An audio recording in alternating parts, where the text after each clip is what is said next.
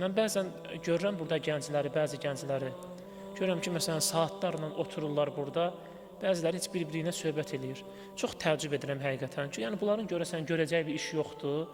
Yəni bir iş yoxdur, bunlar getsin, görsünlər, elmlə məşğul olsunlar.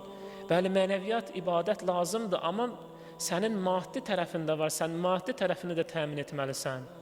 Sənin bu tərəfində var. İslam dini deyir ki, sən maddi və mənəvi bir varlıqsan. Sənin həyatın həm maddi bir həyatdır, həm də mənəvi bir həyatdır. Bir hədisdə buyurur ki, dünya işlərində tənbəl olan, axirət işlərində də tənbəl olar. Həqiqətən çox maraqlı bir məsələyə toxunur bu hədisdə imam.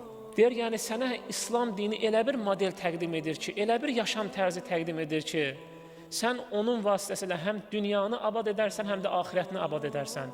Əgər sən İslamın sənə təyin etdiyi yolla, təyin etdiyi qaydalarla öz dünya həyatını abad edə bilmirsənsə, sən axirətini də abad edə bilməyəcəksən.